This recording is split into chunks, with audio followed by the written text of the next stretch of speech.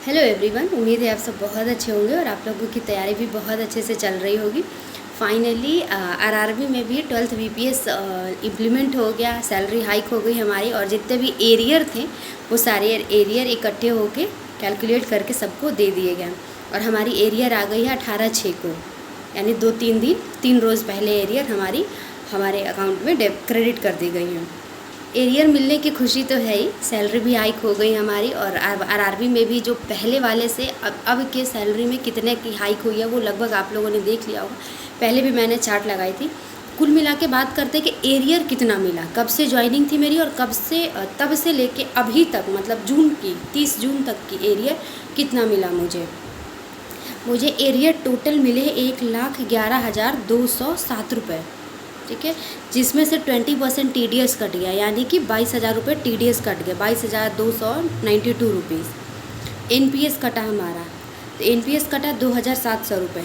इन दोनों को सब्ट्रैक्ट करने के बाद, डिडक्ट करने के बाद हमारे पास आते हैं 86,256 रुपये। ये है मेरी एरियर की अमाउंट और ये मुझे मिले हैं 1 नवंबर 2022 से लेके 30 जून 2024 तक।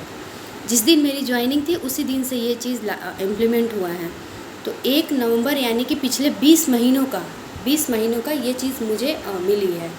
क्लरिकल कैडर को बात कर रही हूँ मैं। क्लरिकल कैडर में 86,256 रुपये। अगर आपके इस 20 महीने के अंदर आपके इंक्रीमेंट लगते हैं तो वो इंक्रीमेंट भी सैलरी हाइक होने के बाद इससे भी ज़्यादा जाएगा।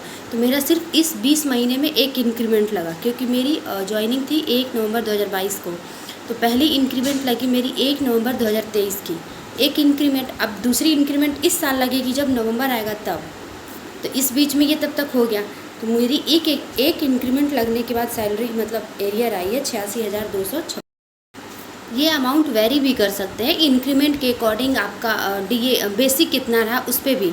तो मेरी पहली बेसिक थी जब मैंने बिल्कुल ज्वाइन की थी, तो वो थी 19,900 रुपये, 19,900, जिसकी 26,000 कुछ रुपए बन गई हैं न्यू वाले में। और फिर इंक्रीमेंट लगने के बाद हो गई 20,900, जिसकी हो गई है 28,000 समथिंग, वो हो गई है। मैं इस वीडियो के लास्ट में चार्ट लगा दूंगी कि ओल्ड सैलरी क्या थी, मतलब बेसिक, और न्यू सैलरी की बेसिक क्या है। आप लोग उससे अंदाज़ा लगा लीजिएगा कि आपका कितना आया है, या फिर अब जो ज्वाइनिंग हो चुकी है नए लोगों की, तो एक अमाउंट आप कैलकुलेट कर लेंगे कि अब मेरी सैलरी कितनी आएगी इन हैंड। उसके हिसाब से आप DA कैलकुलेट कर लेना, उस हिसाब से HRA वगैरह आप कैलकुलेट कर लेना। मैं इस वीडियो के लास्ट में वो चीज़ लगा दूंगी।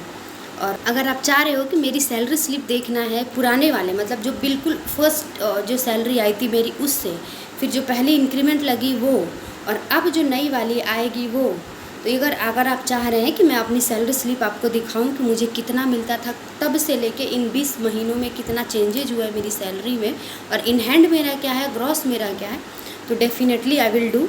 आप मुझे कमेंट करना, मैं आपके वो चीज़ वीडियो बना के डाल दूँगी, दिखा दूँगी। क्योंकि मैंने हमेशा से बोला है कि मेरा यही है, जो भी मेरे एक्सपीरियंसेस होंगे बैंक में लेके, बैंकिंग आवर को लेके, काम करने से लेके, मैं वो सब कुछ शेयर करूँगी आपके साथ। बाकी और आप लोग पढ़ाई अच्छे से करते रहिए। बाकी काम तो कर रहा ही है, सैलरी बढ़ी है, थोड़ा काम भी अपना बढ़ गया, काउंटर के काम बढ़ गए हैं आपके।